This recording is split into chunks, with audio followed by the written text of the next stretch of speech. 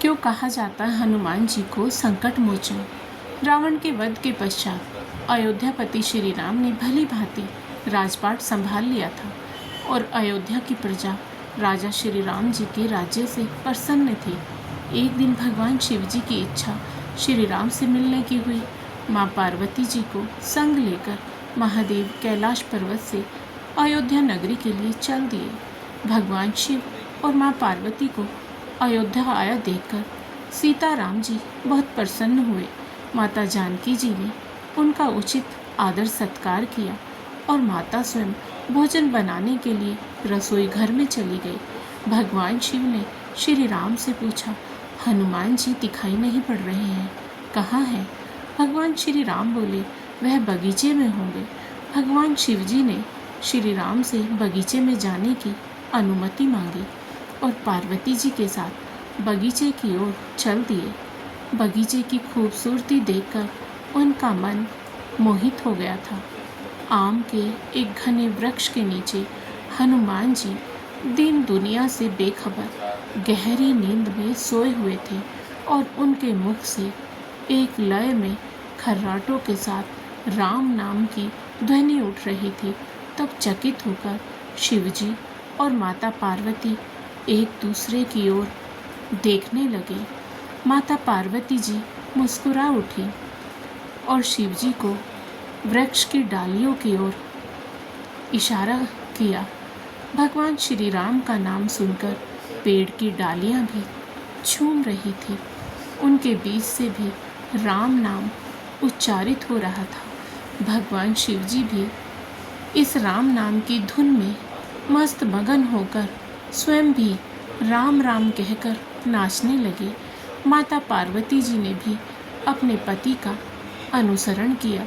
भक्ति में भरकर उनके पांव भी थिरकने लगे। शिवजी और माता पार्वती जी के नृत्य से ऐसी झनकार उठी कि स्वर्गलोक के देवतागण भी आकर्षित होकर बगीचे में आ गए और राम नाम की धुन में सभी मस्त होकर नाचने लगे। माता जानकी जी भोजन तैयार करके प्रतीक्षारत थी, परंतु संध्या घिरने तक भी अतिथि नहीं पधारे। तब अपने देवर लक्ष्मण जी को बगीचे में भेजा। भैया लक्ष्मण जी ने तो अवतार ही लिया था श्री राम की सेवा के लिए। अतः बगीचे में आकर जब उन्होंने धरती पर स्वर्ग का नज़ारा देखा तो वह स्वयं भी राम नाम की धुन में झूम उठे और नाचने लगे।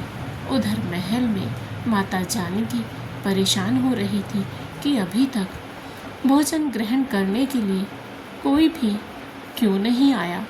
उन्होंने श्री राम जी से कहा, भोजन ठंडा हो रहा है, चलिए हम ही जाकर बगीचे में से सभी को बुला लाते हैं। जब भगवान सीताराम जी बगीचे में गए तो वहाँ राम नाम की धूम मची हुई थी।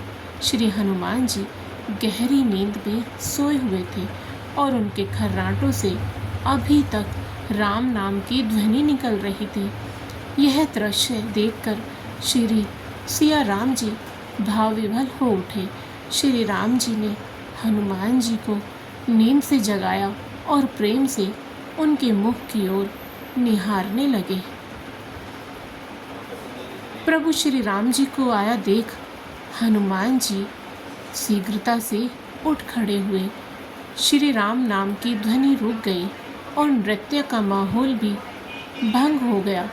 भगवान शिव जी खुले कंठ से ही हनुमान जी की राम भक्ति की सराहना करने लगे।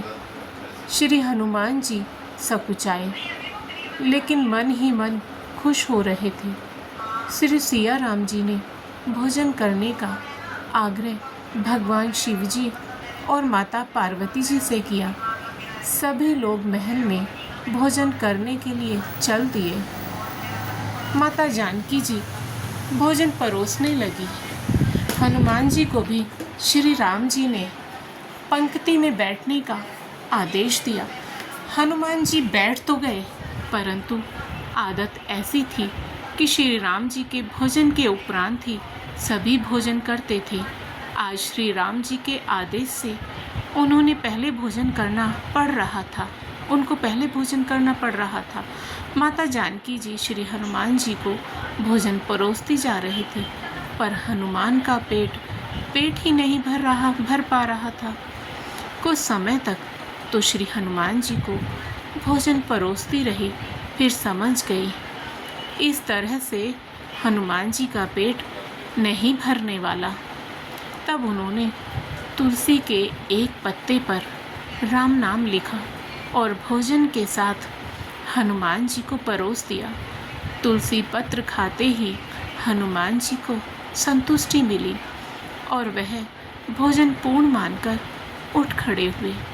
भगवान शिव शंकर ने प्रसन्न होकर हनुमान जी को आशीर्वाद दिया कि आपकी राम भक्ति युगों युगों तक याद की जाएगी और आप संकट मोचन कहलाएंगे।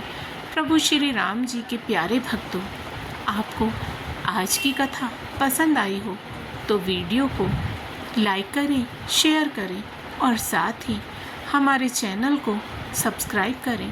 बेल आइकन को प्रेस करके ऑल बटन पर क्लिक करें। राधे राधे प्यारे दोस्तों।